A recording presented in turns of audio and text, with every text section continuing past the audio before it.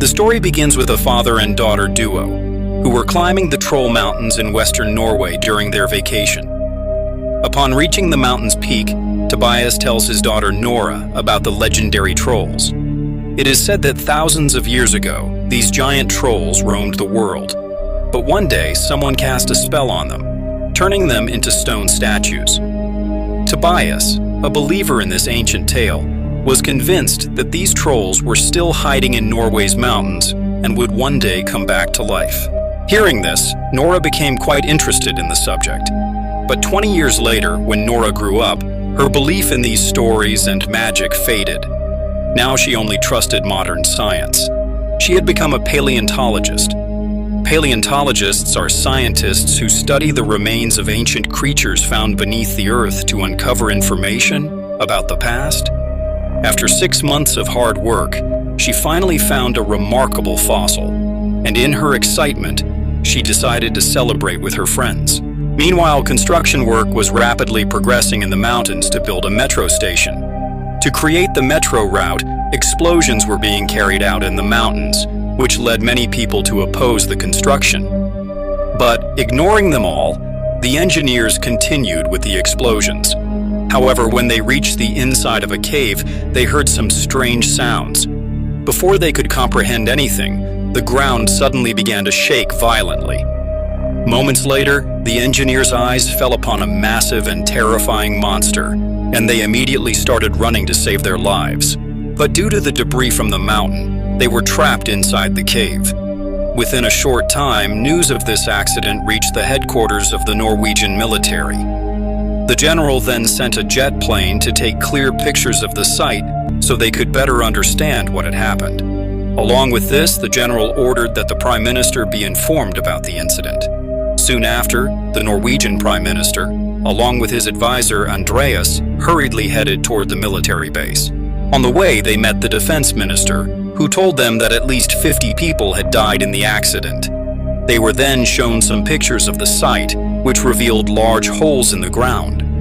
Seeing these images, Andreas thought they might be the footprints of a giant creature, but he wasn't in a position to speak up, and the Prime Minister didn't take his thoughts seriously either. Meanwhile, Nora was still partying with her friends. Suddenly, a military helicopter arrived and a soldier stepped out, telling Nora that she was urgently needed to meet with the Prime Minister. Upon hearing this, Nora didn't waste any time and boarded the helicopter, heading toward the military base. Upon arrival, Andreas took her to a room where all the high-ranking officials and the Prime Minister were seated. Based on the information they had so far, they believed the incident was likely caused by some toxic gas, but Nora disagreed. Seeing the footprints in the pictures, she also thought it might be a giant ancient creature that had come back to life. Andreas had wanted to say the same, but he didn't have the courage to speak up in front of everyone. Meanwhile, to the other government officials, Nora's words seemed like nothing more than a fairy tale. According to them, there couldn't possibly be an ancient creature behind this. If there was, how had it survived all these years? And why hadn't it died? But just then, Sigrid, a computer expert, entered the room and showed everyone a video of the accident that she had painstakingly found. When she played the video, everyone in the room was stunned because the video showed a 150-foot-tall giant monster. Now, the video made it clear that a 150-foot creature was roaming the mountains of Norway. Meanwhile, in a village called Leska, an elderly couple was peacefully spending time in their home when they suddenly heard the roar of a strange creature. Moments later, everything in their house began to shake violently. Thinking it might be an earthquake, they hid in their secret underground room. When everything calmed down, they came out to find their entire house destroyed, with widespread devastation in the surrounding area as well. Meanwhile, Nora was now fully prepared to investigate the accident. With the consent of all the officials, the Prime Minister appointed her as a scientific advisor. After the meeting, Andreas told Nora about the accident that had occurred in Leska village. They both then boarded a helicopter and headed toward the village. On the way, they talked a lot with each other. During this time, Andreas asked Nora why she became a paleontologist. Nora told him that she had loved nature since childhood and wanted to understand the world around her better. She also told Andreas about her father, Tobias, who used to take her to the mountains as a child and tell her stories about them. But unfortunately, he became so engrossed in these stories that he forgot he had a real life. Midway, his condition deteriorated so much that he had to be admitted to a mental hospital. Upon seeing the devastation in Leska village, both Nora and Andreas were quite shocked. Just then, they met Captain Chris, who was overseeing the entire operation on behalf of the military. Chris told them that after causing destruction in Leska, the monster had moved 2 miles further and then suddenly disappeared. Despite all the military's efforts, they couldn't find it. It seemed as if the giant monster had vanished into thin air. They then spoke with the elderly couple, who were still very frightened. Having hidden in their secret room, they didn't know much, but the elderly woman told them she had heard the roar of a creature, as if King Kong was about to attack them. However, this information wasn't enough to reach any conclusions. So, Nora began investigating the area herself. During this time, she detected a strange smell. Following the smell, they reached a massive footprint. Nora immediately began examining the footprint, but despite all her efforts, she couldn't find any organic material to test in the laboratory. With no other options left, Nora finally decided to seek help from her father, who was living far away in the mountains. To get there quickly, Nora, Andreas, and Captain Chris used a helicopter. But when they arrived, Tobias pointed a gun at them. However, upon seeing his daughter Nora, he immediately calmed down. He then invited everyone into his house, where even after all these years, he was still researching trolls. When they showed him the video, he was stunned and only said, "They have come." But Nora couldn't understand anything. So she asked her father for a scientific explanation to find a way to solve this problem. However, Tobias remained firm in his research. According to him, the trolls had disappeared from Norway because everyone there had adopted Christianity. He also said he had been about to reveal this mystery years ago, but he was sent to a mental hospital. He then picked up his bag and told them to go to a specific place. After flying in the helicopter for a while, they finally reached the location Tobias had indicated. Upon arriving, he began examining the area, and after looking around for a bit, realized that the place had completely changed. Meanwhile, Nora detected that smell again, which she had named hyper-nature. But before she could comprehend anything, her eyes fell on a massive creature there, and it was none other than the troll itself, which had been hiding in the surrounding area. Fortunately, everyone managed to escape in the helicopter just in time. When they reached a safe place, they showed the troll to government officials via the internet.